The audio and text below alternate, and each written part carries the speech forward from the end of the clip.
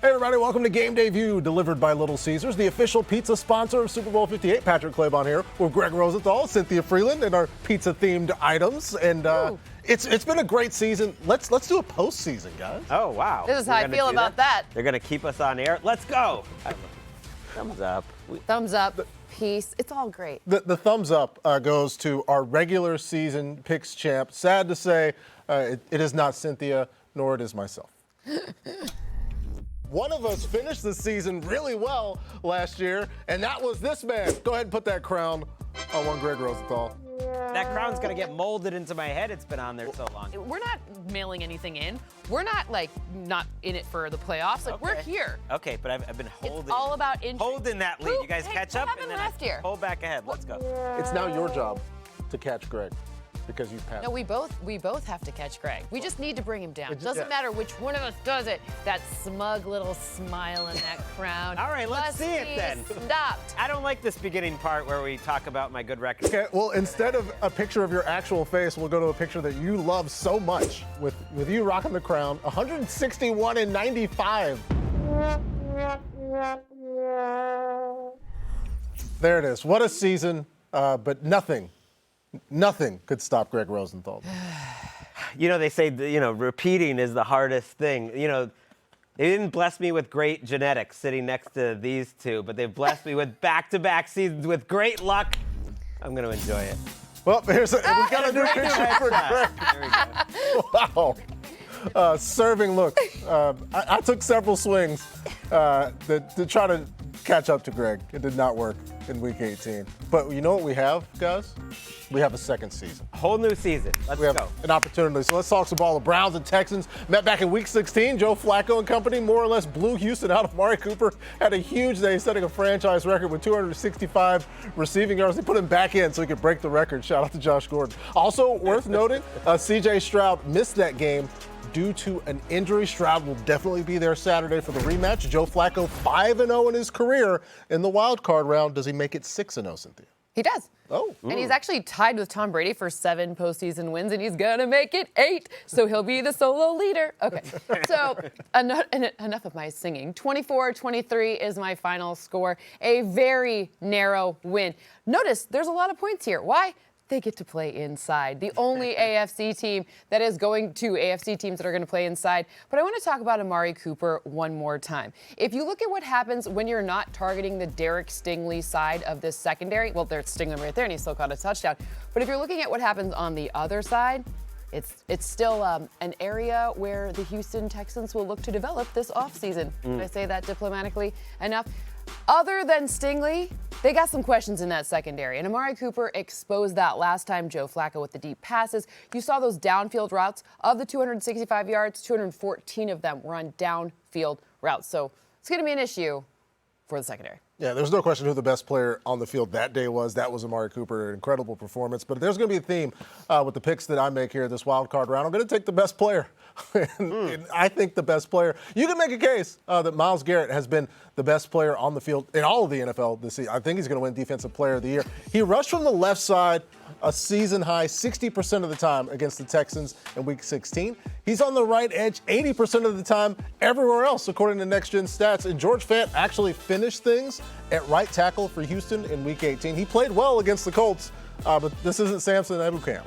All right, this is Myles Garrett. Glad he was able to get a week off because he's been playing with that injured shoulder for the past 7 weeks. I think a healthy Myles Garrett creates real problems for Houston. I've got the Browns winning as well, 24-21. See, that makes sense, and it was dominant the first time around, and the way this Browns defense is playing, they're the best group in this game. And so all week, my head said Browns, but my heart and my gut said Texans. And this week, it's not just going to be just Greg. We're going to bring in someone to help me out here. It's going to be just Greg and Walker. It's my son's favorite team here, the Texans in the playoffs. They get the win 22-21. Here we go. He's kind of adopted the Texans this year because they're fun to watch. It's not just about the offense. It's about the defense, too. Jonathan Grenard and Will Anderson. So on your birthday, buddy, happy birthday. I'm picking your new favorite team because the Patriots are trash. You know who else isn't trash? Will Anderson, Jonathan Grenard. These two players, and you don't think about their defense first, but as an edge duo, they rank in the top 5 in terms of quick pressure. So that's under 2.5 seconds. You look at the matchup against these tackles that the Browns have, third, fourth stringers. I think they can get enough pressure on Joe Flacco. Flacco will give you a chance, and let's start the postseason strong with it. Just they could have the O'Roy and D-Roy on the same team yet again, just like the Jets did. But a lot more positivity when the quarterback is the offensive rookie of the year and really good, as opposed to the Jets. Sorry, wait, at least the Jets get a mention here on the postseason edition of Game Debut. Staying in the AFC, the Dolphins and Chiefs met in Week 9 in Frankfurt, Germany. The first ever NFL game played in Germany, the first in Frankfurt. Patrick Mahomes, the Chiefs only scored 9 points in the week before, second fewest in the Mahomes era. And there goes Patrick Mahomes to Jerick McKinnon. Open field in front of him, 17-yard touchdown. It was 14-0 Chiefs at that point. Mahomes hit 9 different receivers in the first half, and we were all so excited about Tyreek going up against his old team. Said he had celebrations planned. He did not get to use them because Trent McDuffie gets the fumble. Mike Edwards recovers it, laterals to Brian Cook, goes all the way back for a KC touchdown. It was 21-0. Another look at just Trent McDuffie making a play. Because Tyreek's maybe trying to do too much there, Gus. That's your slot cornerback on the All-Pro team, Trent McDuffie. Congrats. Mike McDaniel talking it out with the folks. Largest halftime deficit of the season for Miami. Third quarter, trailing 21-7. Raheem Mostert cuts it up, and we've got, as people like to say, a ball game. I say it's a ball game when the game starts, but whatever. The Dolphins trail 21-14. He had 11 rushing touchdowns at that point. He would finish close to the lead in the league. Dolphins trailing 21-14. More Raheem Mostert, another big gain, 19 yards into Chiefs territory. Last time they gave him the ball, though, that was it. Come on. Mahomes was watching like, don't give the ball to Mostert. They did not. 4 plays later, it's 4th and 10. Tua can't take the bad snap. Connor Williams has the ball go wide left. Tua finished with 193 yards and a touchdown. As that ball goes to the dirt, Dolphins lose their 3rd game of the season, all to teams over 500. And at that point, we had a lot of football left to play, and we've got these teams back at it again in the wildcard round. The rematch Saturday night in KC. Tyreek Hill's first trip back since being traded to the Dolphins. Temperatures expected to be -30 with the wind chill. Yikes. Would you go to this game, and how do you see the game going? I would not go to this game. What? I mean, it's too much. Like, it's more fun to just watch at home, especially when it's going to be a defensive struggle like that game the first time. I have the Chiefs winning this game 20-17, but I feel better about the Dolphins threading that needle, maybe even getting the win, and the number being below that 44 than I do about either of the team. It's partly because of these highlights we just watched. I want to show you again. You see right here, this long score by the Chiefs? Yeah. The Chiefs haven't had any scores this long on offense this year. They've only had 2 scores over 25 yards since Tyreek Hill left the team. They also didn't score any points in the second half. This was a defensive-dominated game, and these two defenses are really sound. You think, okay, the Dolphins, they're not the same defensively as they were back then. Well, they just gave up 14 points to the Bills last week. There were 7 on the punt return. They gave up 14 points to the Chiefs here. They do not give up big plays. I went back to watch this game. They really made the Chiefs earn their yards. And then I think the Chiefs' defense will be enough to get the win. They can stop the running game just enough, get the blitzes going, and they win a close game. I just can't pick against Mahomes at home in the playoffs, but defense wins either way.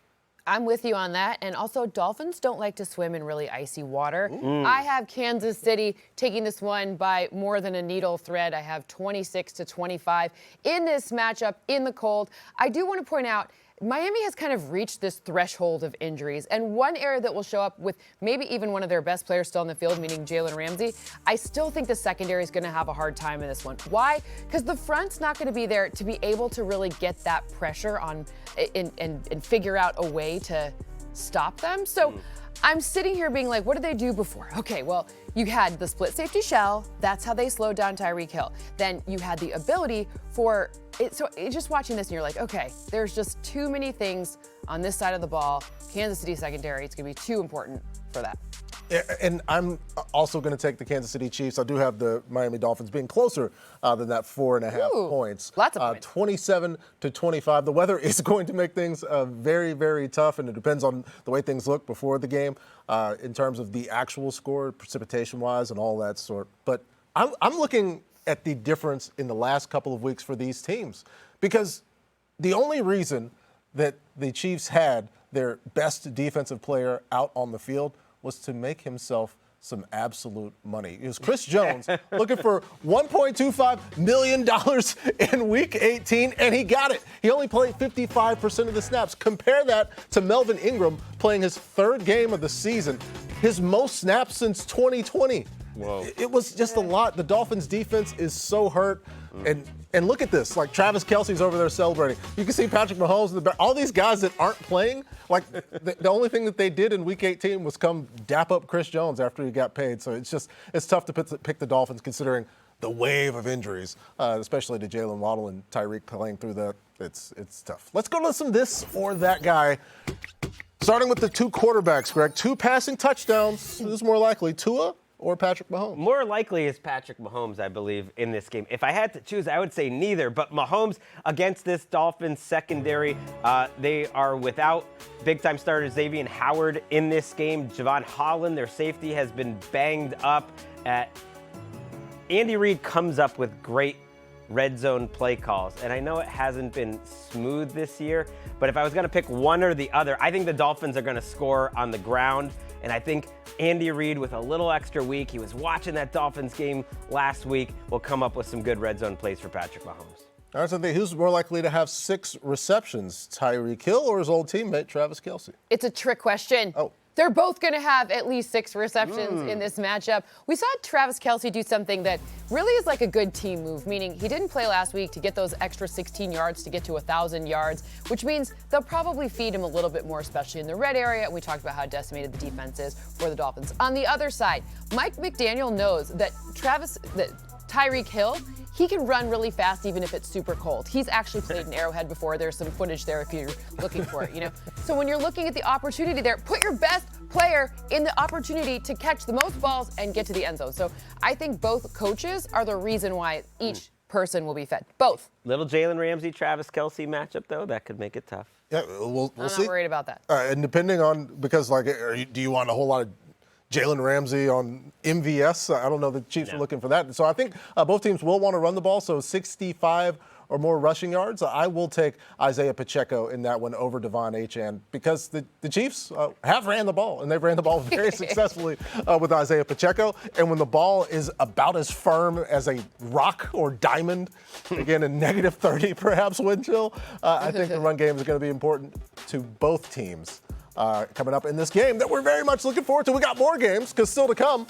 Matthew Stafford returns to Detroit for the first time since being traded to the Rams for draft picks and for Jared Goff. Which former #1 pick is going to send their squad through to the next round? We're talking Rams-Lions next on Game Day View. NFL Game Day View is delivered by Little Caesars, the official pizza of Super Bowl 58. Hey, Detroit, it's playoff time. It's still Detroit versus everybody. The world know why we feel like that. But it's one pride mixed with all grit. We built like that. We gotta play like we've been here before. It's time to restore the roar. Back in the playoffs and we after more. The top of the NFC North. This why we 4th down gamble. Never been nothing they can handle. Coach go as hard as the players do. Run through a wall for Dan Campbell. All season we've been resilient. This not a squad that stays down. Especially when you can throw the receivers like Amon-Ra St. Brown. What they gonna say now? Now that we shook them seasons off. After 30 years, we popping up on lists, they leave us off. Led by Jared Goff, our QB boss that's on the front line. Detroit is not the team you wanna sleep on when it's crunch time. It's one pride. Oh, if PL official doesn't get you fired up for Rams and Lions, I don't know what does. Matthew Stafford going back to Motown for the first time since being traded to the Rams. The Lions haven't won a playoff game. Again, maybe this will be the last time you hear it before the game. Since 1992, something's got to give in this one, Greg. I know. I want both of these teams to win. These are my two favorite teams in the playoffs. Yet you got to choose one, and I'm going to choose the one with the better quarterback. It's Matthew Stafford. There's a reason why they gave up all that to get him. 33-30, for the Rams, but I'm going to talk about the defense because sometimes in a game that's dominated by offense, it's about the defense that can get 1 or 2 big plays. I think you get it from Kobe Turner and Aaron Donald. Interior pressure is what bothers Jared Goff more than anything. The Detroit offensive line is great. Frank Ragnow, I think he got second-team All-Pro at center. He's great. But if there is any weakness in this line, it is probably at the guard positions. Kobe Turner finished the season so strong, has a chance to win Defensive Rookie of the Year, has numbers next to Aaron Donald. No defensive tackle has ever had. Aaron Donald, still the guy. Number 1 All-Pro. in terms of the All-Pro. 10 sacks for him, 9 for Turner. I think they get after Jared Goff, and it's a really well-played offensive game. Goff has been so much better than the throw-in for this trade, but it's the defensive tackles who make the difference. I also have the Rams winning this one 26 to 25 in a very, very close game. And it kind of highlights the folly of sports discussion where only one team gets to be happy, only one team gets to celebrate. But this Lions team is still special. But I also, again, the thumb. We've made Cynthia, we're on her bad list now. But, I mean, I've been wrong plenty of times this season, in fact. But let's just discuss a really good Rams player that we might have forgotten over the course of the season because he was playing hurt, and that's Cooper Kupp. But check the numbers, folks. In the past few weeks, Cooper Kupp has been playing much better. In weeks 14 through 17, he caught 26 of his 36 targets for over 300 yards. 60 of those yards were over expected.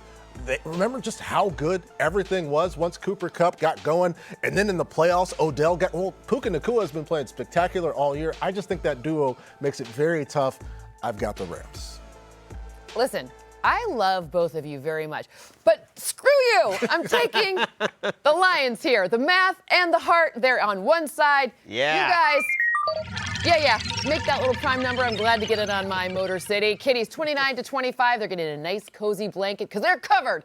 Anyways, I want to talk about Amon-Ra St. Brown. Let's do it. You listen to any sort of broadcast about the Lions, you hear, you know what? That inbreaker to Amon-Ra St. Brown is really where Jared Goff makes his hay. Let me tell you, they're not lying when they say that. 741 yards on in-breaking routes, ranks number 3 in the NFL this season. And by the way, you know who ranks 9th in them? The Rams defense in giving them up. So if you're looking for a little bit of fun here, look for Amon-Ra St. Brown. And you talked about, what is the interior pressure being the thing that Jared Goff hates the most. You know what I think the thing he hates the most is? Sean McVay. Y'all said it, not me. I was going to say people underestimating his ability and maybe trading him away. Okay. You guys went with the full name. I'm just saying the opportunity here. And you know who loves a narrative? Good old Danny boy. Sorry, Kyle. We'll probably have to name our next dog Dan. Oh, to go with wow. There it is. Sorry, Kyle. I feel like the 5 years of doing Game Day View has led to this moment, Cynthia. So I hope you can stick it in our eye next week. I hope so, too. Also, breaking news, Gordy, you're going to get a sibling. He's apparently getting another dog. It's time Dan, for more my new or dog, less. Dan. Some player props coming up for this game. More or less, Greg. 1.5 passing touchdowns for the man in the ultimate revenge game, Jared Goff. Okay, well, I'm just going to hold this up for more. Why not? Let's go, Jared Goff. I think, look at my score, it's going to be 33 to 30. I think Jared Goff's going to play well in this game. Sean McVay talked this week about his real regrets of how he handled the Jared Goff departure as a human, as a man, as a relationship. These two guys accomplished so much together, and I think McVay has regrets about how he handled it, but they also might have regrets about, wow, Dan Campbell and Ben Johnson are getting more out of Jared Goff, and I think having him play at a better level than they ever did. So that's impressive from the Lions, and I got to give credit to Goff for really adding to his game. A few more second reaction plays out of Goff, who used to just kind of be a statue back there. All right, Cynthia. Matthew Stafford, more or less than 272 passing yards. I'm going to go with less on this one, not because I don't like Matthew Stafford and I don't think that Puka Nacua will get in the end zone, because I absolutely do, but I think they'll run the ball. Kyren Williams has been exceptional. So this isn't an anti-Stafford take or a pro-Lions defense take, because you know I'm not going there, but I am going for the fact that Kyren Williams will take some of those yards away from the passing. They're not going to boo Stafford in Detroit, right? They'll cheer. No, They'll cheer. every single Lions fan became a Rams fan for that Super Bowl. So now we're like, can't you just love us back for a little? let us go on. 32 years is a long time. Love us back. I'll take Kyron Williams. Speaking of Kyron Williams, I think he will have more than 102 total yards. It's a very nice position to be the single back in a Sean McVay offense. Speaking of Sean McVay revenge games, Jared Goff has a huge one. Cam Akers was looking forward to an opportunity. Hopefully he gets back, speaking of ruined relationships in Los Angeles. But I think Kyron Williams has a big game as well in what might be a Rams win, but it could also be a Lions win. I've got a close game. Cynthia's focused. She's locked in. Got to get this Lions win. Please tell me any sort of, I don't believe in like doing weird things, but I'll try that for this game. I'll try anything, sitting in different spots, wearing a different shirt. I don't even care. I don't believe that they're true, but I got to try. I love it. I got to try. I don't believe in weird things, but I'm going to try. Moving on to the Cowboys and Packers. These teams have had epic playoff matchups. Who could forget their meeting in 2014? Oh boy. First playoff meeting between the Cowboys and the Packers since December 31st, 1967. Ain't nobody coming out quick. It takes food off our plate. Simple as that. Hey, everything you got, 60 minutes. Here we go. Cowboys on 3. 1, 2, 3. Cowboys. Waits, pumps, steps up, fires the end zone. Touchdown! And the Packers on the board first. Let him back through. Good start, bro. Play action fake, throws it to Klutz in the right flat, and Tyler Klutz catches it and walks in for the Cowboys touchdown. They blitz up the middle. He throws right. Williams caught it, broke a tackle at the 30, turns left 25, getting the downfield block. He's going all the way. Touchdown, Terrence Williams. Nice down. Hello, baby. Nice down. Hand off Murray. At left guard, he walks the dog right in the door. Back to throw. Pressure coming. Throws it over the middle. Caught! Adams 30. First down 20. Makes a right turn to the 10, to the 5. Touchdown Green Bay. Here's the snap on 1st and 10. And Rodgers escapes left. Throws the left side of the end zone. He's got his man. It is a touchdown. Looking, lost the left sidelines. And it is caught to the end zone by Des Bryant. Mike McCarthy throwing the challenge flag. Did the ball come out? After review, it has been determined that the receiver did not maintain possession of the football. Oh my God! Prayer answered!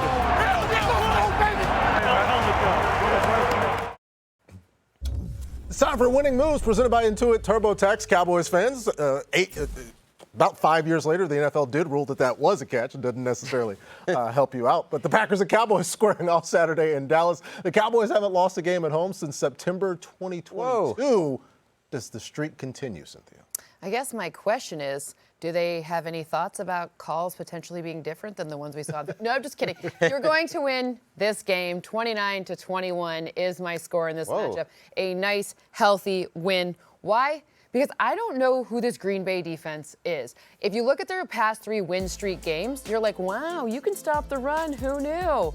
But then if you dial back and you look at what's happened since week 10, they've allowed 118 rushing yards over expected. That ranks 24th in the league. They have different characteristics for different games. And now you have the situation where CeeDee Lamb is going to try to eat your lunch, and then you got to try to stop Tony Pollard, and then you got to try to figure out like what happens with any of the other receivers and maybe even the tight end. So I just don't think that this is going to end very well for them. I'm with you.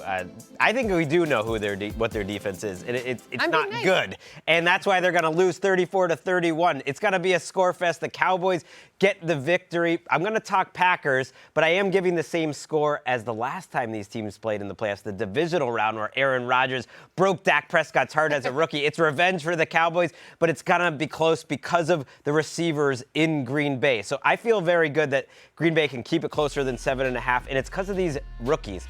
People just don't know. Dontavian Wicks and Jaden Reed are those dudes. The more I watch Dontavian Wicks, I realize like he can do it all. We're at a point here in the playoffs where even if Christian Watson is healthy, there is no doubt in my mind he is the 3rd most talented Packers wide receiver. That is crazy. They hit 2 home runs. Like Wicks is physical. He has great hands. He can run any route. And a lot of these routes you're seeing from Jaden Reed especially are over the middle of the field. And you look at the linebackers and some of the safeties in coverage for Dallas, and the way Jordan Love is playing a little more on him later, and I think they are going to cook. I think it's going to be a classic, just like the one I saw. What was that? 8 years ago now, 7 years ago, but this time the Cowboys win it 34-31. Yeah, I've got a high-scoring game as well, and I also, we can make it unanimous, got the Dallas Cowboys winning this one 28-24. I'm just looking over because the Bears' offensive line could not protect Justin Fields towards the end of the game, and that's what got the Packers in this game. And I really think that Dak Prescott and the Dallas front are going to have a much better game against Green Bay. But Cynthia mentioned CeeDee Lamb. It's been very difficult to cover CeeDee Lamb. CeeDee, all season long, he's got more yards over expected against man coverage than anybody ever since we started tracking that in Next Gen Stats. That's 7 years of data, number one. But he also had over 100 yards against zone in Week 10 against the Giants. Week 2 against the Jets went over 130 yards against zone coverage.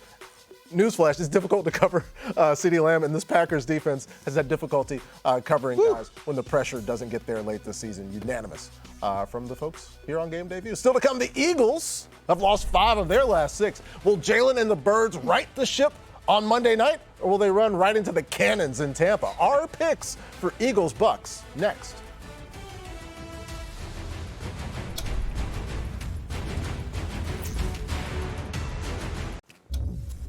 We're back on Game Day View. It's time for Pizza pregame predictions delivered by Little Caesars, as is our show. The Eagles and Bucks meet again. They met back in Week 3. The Eagles have lost 5 of their last 6 games. They're very hurt, but can they turn it all around and get a playoff win in Tampa Monday? I mean, they could. This is a show of probabilities. I never want to speak in absolutes, but I don't think they will. I have the Bucks winning this game 20-17, and sometimes it's not about logic or which players are better. Sometimes it's about vibes and something bigger than football. Something's rotten with this Philadelphia team, so I feel like they just are going to find a way to lose it. And it reminds me of a couple years ago when these two teams played in the Wildcard round.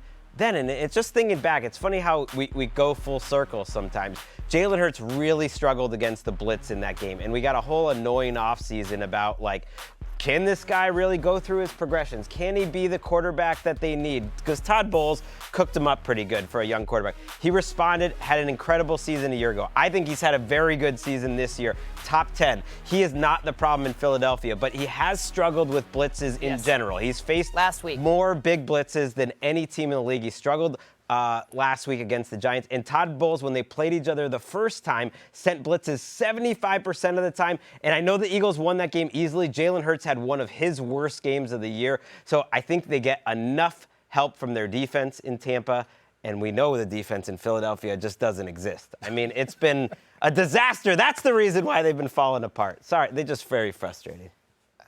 Yeah, I mean, I agree with that. I also agree with the winner. I have 24-23 in this one. Tampa Bay taking this one at home. The interesting part for me is what's happened since Matt Patricia took over. Well, they're not pressuring the quarterback anymore. So what's different for Baker Mayfield in this matchup? The deep pass. It's going to work out a lot better. Last time, the deep passing, he was 3 of 10, 62 yards, an interception on passes of 10-plus air yards. I don't forecast that to be the case. In this one, I told you, less pressure with Matt Patricia coordinating means a little bit more time for both Mike Evans to get down the field, maybe even a little Chris Godwin. Well, throw that in there. Why not? And also, Dave Canales has really figured out throwing the ball to Rachaad White. So all of those things combined, shake him up, put him on the field, and you get a nice win for Baker Mayfield, who's just exceeded expectations at every turn this season. Yes, exceeding expectations. Congratulations on a great season, Baker Mayfield. It is not unanimous. I will take the Philadelphia Eagles, the defending NFC champions, to win this game on the road in Tampa. And a lot of it comes down to, because, yes, the Eagles have struggled down the stretch, but things haven't necessarily been great for Tampa coming down towards the end. Remember last week, Baker Mayfield playing in Carolina, he was 0 in passes 10 yards down the field. Did not complete one in the entire game. Yes, there were wind gusts up to 29 miles an hour during the game, but Baker Mayfield has been dealing with an ankle injury. He's been dealing with rib injuries. Did not practice all week until Friday, where he was a limited participant. That is enough for me to give the Eagles this win and revenge for that game Greg talked about before they went on their Super Bowl run. Let's get some props here. Notable props for Eagles, Bucks in Super Wildcard Weekend. Baker at 1.5 passing touchdowns. Mike Evans at 67.5 receiving yards. Godwin at 4.5 catches. DeAndre Swift at 59.5 rushing yards. And Rashad White at 92.5 yards from scrimmage. Let's do some math. Ooh. On Mike Evans, Cynthia, FanDuel has him projected for 67.5 receiving yards. Well, I looked at the opportunity when less pressure has been on Baker Mayfield, and you know what happens? He gets down the field about 4 or 5 more yards. It's in between. So that means that for each reception you think he's going to get, add 4 or 5 yards to that deep pass. That drives his number up. Less pressure from the Eagles, more opportunity for Mike Evans. I think the thing that could slow him down would be the end zone, because I also have him getting a touchdown. That could limit his total yards, but I still think that it's more than 67.5. You know what's crazy? They have 7 defensive starters still from that Super Bowl team, and then they got Mike Evans and Chris Godwin. A lot of Super Bowl championship experience here still. Oh, the experience. Let's go. They won their game in the Super Bowl. When we return, Josh Allen and the Bills set to play host to the Steelers. Is anyone bold enough to pick Pittsburgh to go into Orchard Park with no TJ Watt and pull off the upset with everybody adjusting the contrast on their TVs because so much snow? We'll be back to discuss that game coming up on Game Day View.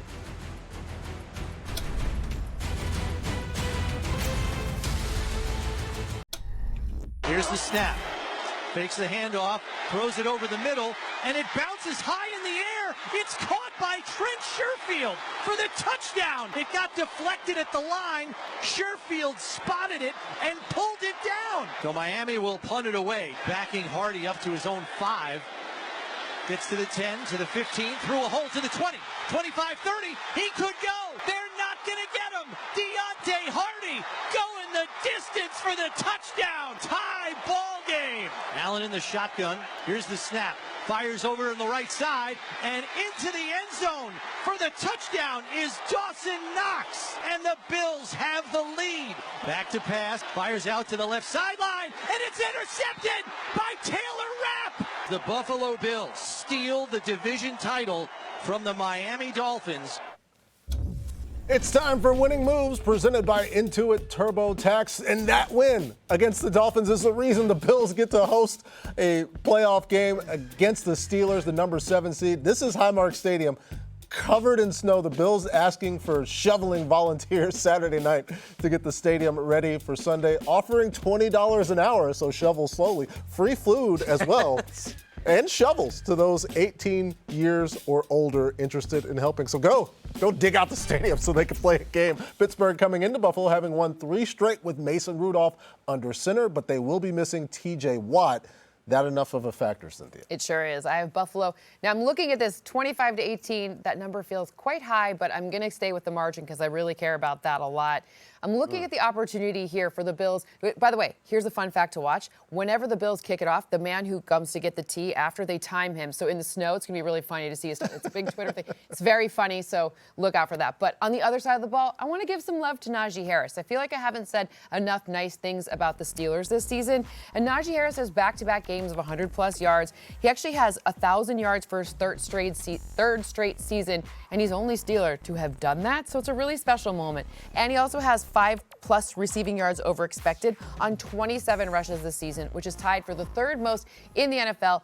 He'll be a big factor this one. I don't necessarily think it's going to be enough, but I want to give him his props because he had a really excellent end to the season. You just made Patrick so happy, and I've been a bit of a doubter. I have to admit, last week, Najee Harris, I was like, this guy is a mutter. This is where you need a little Najee Harris. You know who else is great in rough conditions running the ball? Josh Allen. He's the best runner in this game. I don't care about James Cook or Jalen Warren or Najee Harris. It's Josh Allen running season. The last 2 weeks have been his 2 highest carry totals of the season, 15 and 11. When it gets cold, he realized it's winning time. It's time to run. You remember his rookie year, actually? It was at the very end of it. He just started running like rookie year Cam Newton. Now he's still Cam Newton running the ball, and he's Brett Favre passing the ball. And sometimes it gets a little crazy, but we don't really recognize that as a runner, He is one of a kind, number one in terms of value as a runner in QBR from 2021 through 2023. So it's not even close. Part of that is Lamar's been injured,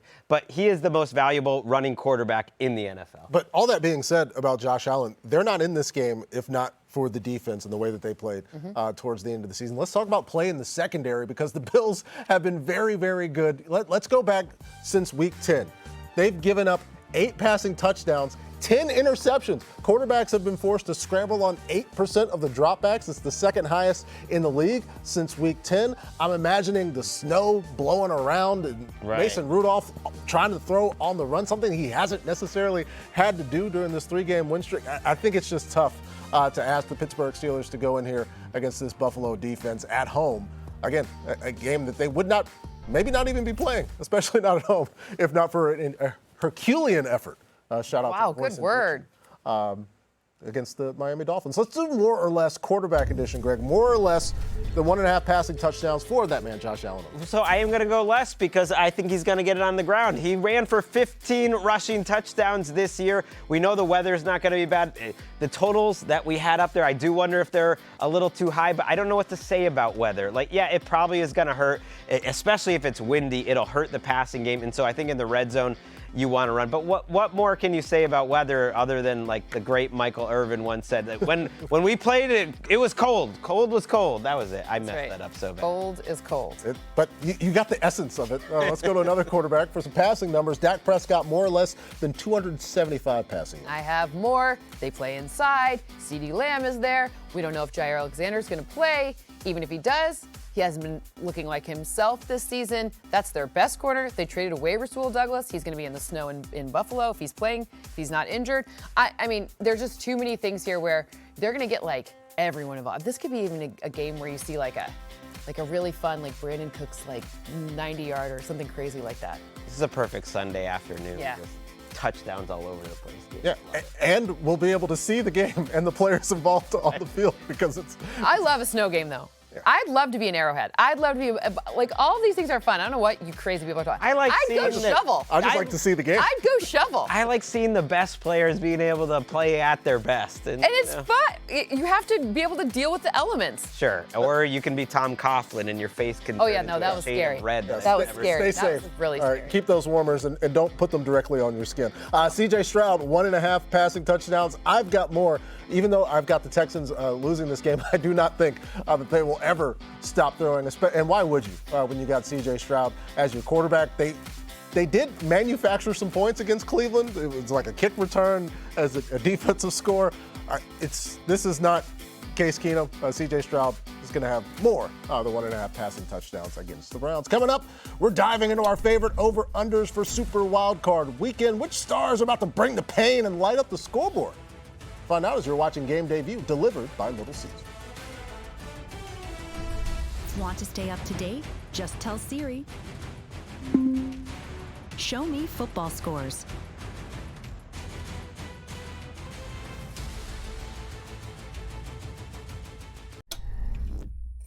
Get your Super Wildcard Weekend started Saturday at noon with NFL Game Day mornings. Trying to get rid of the hiccups right now on the air. Shut it down, Irv. After a hiccup at home on Sunday night, the Dolphins find themselves on the road in frigid Kansas City. Tyreek Hill's return to Arrowhead headlines the Saturday slate, but we'll explain why Miami's season may be put on ice. Then on Sunday at 9 a.m. Eastern, Kurt Warner sits down with the other Rams Super Bowl winning quarterback, Matthew Stafford, as he prepares for an emotional return to Detroit. Plus, Michael Irvin shows what the Cowboys need to do to take their first step towards a Super Bowl. All that and much more Saturday at noon and Sunday at 9 a.m. Eastern. All right, so let's look at some over-unders on Super Wildcard Weekend. Folks are expecting a score fest between Matthew Stafford and the Rams against the Lions. Maybe not so much at Highmark Stadium down there, 33.5. The Packers and the Cowboys almost coming for that number one spot with 50.5 points. So speaking of, let's do some over-under and talk about some of these matchups that we're looking forward to on Wildcard Weekend, Super Wildcard Weekend. Started with the Rams and the Lions at 51.5. I am going to take the under here. That's a lot of points, and I do think there are some defensive plays made, as well as a lot of action on the ground, maybe not as much opportunity. So I've got 51, a lot of points, but not quite the number that they got. I am going over here. The only concern would be here if the Rams slow down the game with a lot of these long drives, a lot of running that takes the time away from the Lions. But either way, there's not going to be many stops. I'm going to say total number of stops in this game, 3. I don't have as many stops as you, but I have more points than I have. 54 total points in this matchup. I think both Puka Nacua and Amon-Ra St. Brown get into the end zone. I don't know why I'm talking like that, but yes.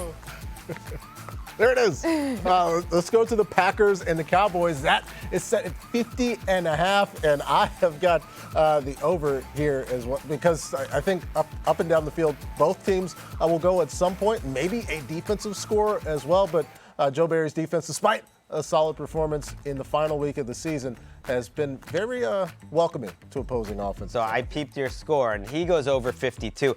I'm topping him, over 65. I don't mess around with my overs. You're going to be, relaxing and enjoying this one in the late third quarter when they get to 60 points. I just don't trust the Cowboys defense either. Their success rate in terms of stopping the pass has been terrible over the last 2 months. Let's go points.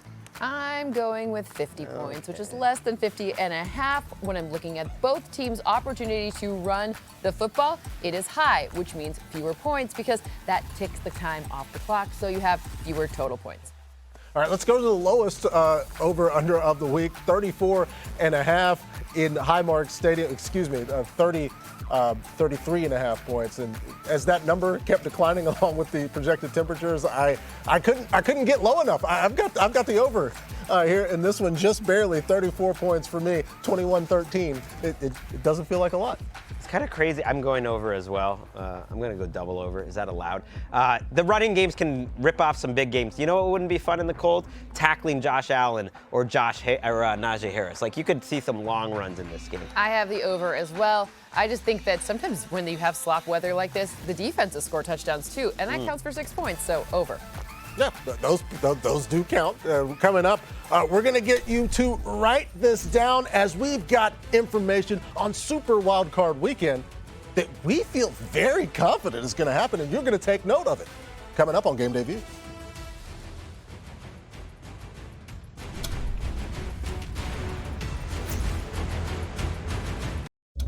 We're back on Game Day View, and it is time for Write This Down because we got some notes and some predictions for Super Wildcard Weekend. Start us off, Greg Rose. I feel so good about this one. I asked, what is the number for touchdowns for Jordan Love this week? It must be 2.5, 4. This guy's maybe the best quarterback in the league. It's only 1.5. Let's go way over that. I looked at the league as a whole, and I think who is playing better at quarterback, like for sure, than Jordan Love right now? Fill in your pizza pill. Right here, a big fat 0. Like, there's other people in the area code, but that's how well Jordan Love is playing right now. He is seeing the field in slow motion, and this Cowboys team, they give up a lot of yards, and they give up some points. They're not unstoppable. They force turnovers, but I love me some Jordan Love. Cheese head, cheese pillow. Yes. It's all the same. I love it. Okay, so my dad told me that you never go broke taking a profit. And you know what I think that is really served me well getting here to this week? Jahmyr Gibbs. His longest rush. I think he's going to rush for at least 19 yards in one play. It's really all that simple. Why? Because this guy's explosive, and this O-line has really set themselves up for success. They've had a whole bunch of, like, David Montgomery here, Jahmyr Gibbs there. They're all going to run, and sometimes maybe even offensive linemen help out. But Jahmyr Gibbs, explosive play, at least 19 on. Like, my game picks have been solid, but nothing has been more successful than your Jahmyr Gibbs weekly pick. Never go broke taking a profit. The minute Cynthia saw it, it was on. It's a love affair that continues to this day. I've got one. It's another love affair that continues to this day. Travis Kelce and Patrick Mahomes. That relationship's still going. It still works. He only had 4 targets against Miami in that win over in Germany. I think that number goes up. I think we'll have more than 60 receiving yards. Some spots that number is at 57. Who are those people? So there, we'll give you some yards. I have no idea. Take yards, enjoy them, because Travis Kelce, I think, has a big game, but also looking forward to Cynthia's Lions playing. My Lions win. That's my big write this down. Me, Lions, win. So there it is. Please, Lions win. The last thing you write down. We'll see you next week here on Game Day View.